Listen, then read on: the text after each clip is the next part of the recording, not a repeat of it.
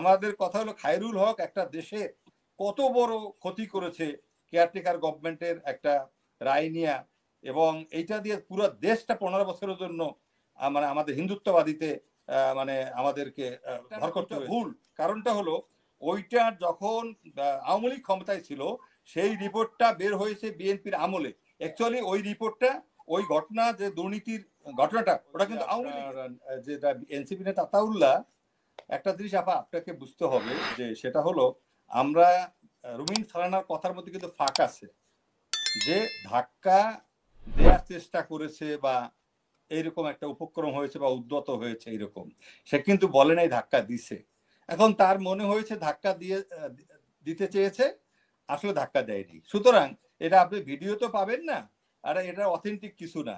আমি একটা ছোট্ট গল্প বলে আপনাকে একটু বুঝাই। একটা মানে চড়ুই পাখি মাঠের মধ্যে একটা বড় গাছের নিচে ওই খাবার খাচ্ছিল মানে সকালবেলা। তো হঠাৎ একটা দমকা বাতাস বট গাছের পাতা তার চড়ুই পাখির মাথায় পড়ছে। মাথায় পড়ার পরে চড়ুই পাখি মনে করছে আকাশ তার মাথায় ভেঙে পড়ছে। মানে চড়ুই পাখি তো ছোট, তা বট পাতা তো বিশাল বট পাতা, তা ও মনে করছে আকাশ ভেঙে পড়ছে। তো আবার ও তো অনেক চেষ্টা করছে পাতাটা সরানোর, এর মধ্যে আরেকটা বাতাস এসে পাতাটা আবার নিয়ে গেছে। ও মনে করছে ও ধাক্কা দেওয়ায় ঠেলা দেয় আকাশ আবার উপরে উঠে গেছে। ঠিক আছে, এখন এই যে মানে ঝগড়াঝাটি করা বা এই সমস্ত জিনিস নিয়ে করা, এইটা আসলে না। মেইন হলো আমাদের বাংলাদেশের যারা স্বাধীনতা সার্বভৌমত্বে বিশ্বাস করে, এখানে যাদের একই মন মানসিকতা, তাদেরকে এক থাকতে হবে। এখন এর মধ্যে অনেক কিছু আছে, রয়ের ষড়যন্ত্র আছে, এবং আমার রবি ভাই অনেক কিছুই জানে, হয়তো বলবে না ফোরামে। সেটা হলো তাদের দলের মধ্যে কিছু মানুষ আছে যারা ভারতের খুবই মানে বসংবদ, এবং ভারতকে তারা মনে করে এখনো তাদের গুরুজন মুরব্বী তাদের দলে আছে। তবে এই মানসিকতা যারা পরিহার করতে পারবে তারাই বাংলাদেশের মানুষের মনে স্থান নিবে, এবং বাংলাদেশের জাতীয়তাবাদ বা বাংলাদেশের স্বাধীনতা সামর্থ্য ঠিক থাকবে। আদারওয়াইজ এই এমিরেটাস সিরাজুল ইসলাম চৌধুরী, সে অধ্যাপক হোক আর যাই হোক, সে যদি বলে খায়রুল হকের হাতে হাত করা কেন, বা মঞ্জুর মোর্শেদ বলে, বা ওই যে বারাকাত সাহেবের কেন জেলে, তো এগুলি তো জ্ঞান পাপী। ওনার কথা আমি শুনেছি, ওনার মতো মানুষের মুখ থেকে যে কথা শুনেছি, আমাদের দেশে ম্যাক্সিমাম হইল যত অন্যায় করে বড় বড় পাপ সব জ্ঞান পাপীরা। ব্যাংক লুট করছে কারা আপনি দেখেন। সুতরাং আমি শিক্ষিত মানুষগুলি সমস্যা বেশি, যারা নিজেদেরকে উচ্চ শিক্ষিত মনে করে। এই যে সেটা আপনি ব্যারিস্টার বলেন, ডক্টর বলেন, পিএইচডি হোল্ডার বলেন, যাই হোক, আমাদের কথা হলো খায়রুল হক একটা দেশে কত বড় ক্ষতি করেছে কেয়ারটেকার গভর্নমেন্টের একটা রায় নিয়ে, এবং এইটা দিয়ে পুরো দেশটা 15 বছরের জন্য মানে আমাদের হিন্দুত্ববাদীতে মানে আমাদেরকে ভর করতে হয়েছে। সেই খায়রুল হকের হাতে হেড করা পড়বে না, ও তো পায়ে ডান্ডাবেরি লাগানো উচিত ছিল, ওর পায়ে ডান্ডাবেরি লাগানো উচিত ছিল আমি মনে করি। তারপরে ওর লোহার টুপি পরানো উচিত ছিল। এখন এগুলি কে বলবে? এগুলি বলার এত দরদ কেন? এদেশে কত মানুষ গুম হলো, কত মানুষ খুন হলো, কত গায়েব হলো। এখন ওই ফারাবি, কয়েকদিন আগে ফারাবি নামে একটা ছেলে আপনি মুক্ত হয়েছে, সে একজন ইসলামিস্ট ব্লগার। আপনি দেখেন, সে একটা মেধাবী ছেলে, চিটাগাংয়ের, সে মাদ্রাসায় পড়ে না, সে দলও করে না। এরকম ফারাবির মতো আরো অনেক ছেলে এখনো কারাগারে পড়ে আছে, এবং তাদের ফাঁসির হুকুম হয়েছে এই খায়রুল হকের জন্য, এই এসকে সিনহার জন্য।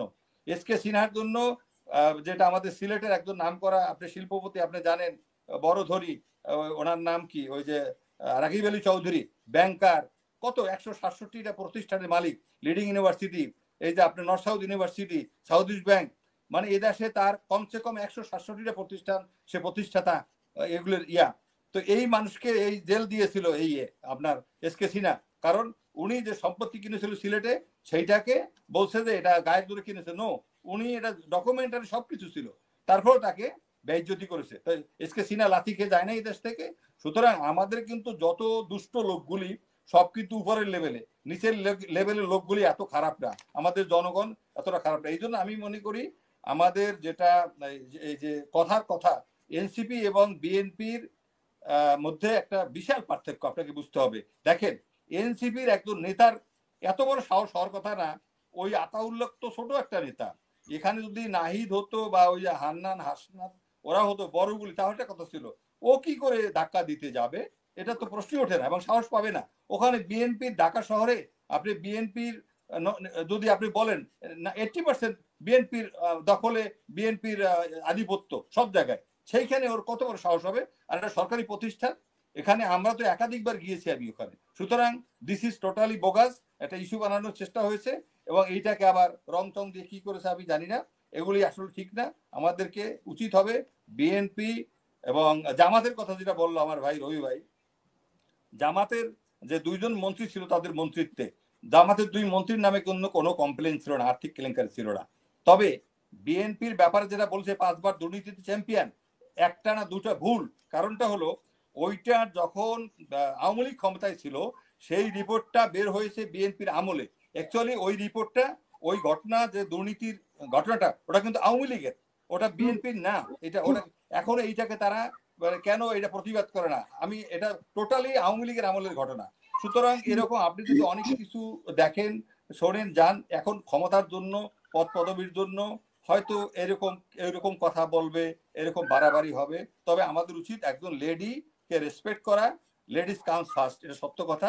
কিন্তু আমাদের যখন রাজনীতি করে তখন সে কিন্তু লেডি না, সে কিন্তু রাজনীতিক, সে কিন্তু মেইলও না ফিমেলও না, সে রাজনীতি। এইটাও আমাদেরকে ধরে নিতে হবে। রাজনীতির মাঠে কিন্তু তখন আর এটা থাকে না। সুতরাং আমি মনে করি বাংলাদেশের বর্তমান অবস্থা, এই অবস্থায় আমাদের উচিত হবে বিএনপি, এনসিপি, জামাত, অ্যাটলিস্ট যারা বাংলাদেশের সার্বভৌমত্ব স্বাধীনতার প্রতি যাদের অগাধ মানে বিশ্বাস এবং যারা এটাকে বিশ্বাস করে, ভালোবাসে দেশকে, মানুষের রাজনীতি করে, এবং বিএনপি জেনারেল জিয়ার দল, প্রেসিডেন্ট জিয়ার দল, খালেদা জিয়ার দল, খালেদা জিয়া আপসীর নেত্রী, সব যত কথা বলুক, খালেদা জিয়ার গায়ে কোনো কলঙ্ক দেওয়া যায় নাই, কেউ বিশ্বাস করেনি, আমরা বিশ্বাস করিনি। আমি কোনোদিনও বিএনপি রাজনীতিও করিনি, আওয়ামী লীগের রাজনীতিও করিনি, কিন্তু আমরা জিয়াকে শ্রদ্ধা করি, ভালোবাসি, সেনাবাহিনীতে আসছি, আর খালেদা জিয়াকে রেসপেক্ট করি, কারণ উনি কম্প্রোমাইজ করে নাই। She is a lady, she never compromised. তার দেশকে সে প্রচন্ড ভালোবাসে। তার লেখাপড়ার দৌরত্ব কি হাসিনা কত কিছু বলতো, ডাজ নট ম্যাটার, পলিটিশিয়ানদের ওগুলি লাগে না। উনি ওনার ওই যোগ্যতা দিয়ে বাংলাদেশের মানুষের মন জয় করেছে। সুতরাং সেই নেত্রী যখন জেলে, যখন মানে অপবাদে, তখন কয়জন ব্যারিস্টার তার জন্য মুভ করেছিল, কয়জন কি বলেছিল, সেইটা আমাদের দেখতে হবে। যে বিপদের সময় তারা খালেদা জিয়ার পক্ষে দাঁড়িয়েছিল, তার মুক্তির জন্য কথা বলেছে, তার বিরুদ্ধে সংসদে কথা বলেছে, সুযোগ ছিল, সেইটা আমরা জানতে চাই। সেইটা আমি রুমিন ফারহানার মুখ দিয়ে শুনে নেই। ধন্যবাদ আপা।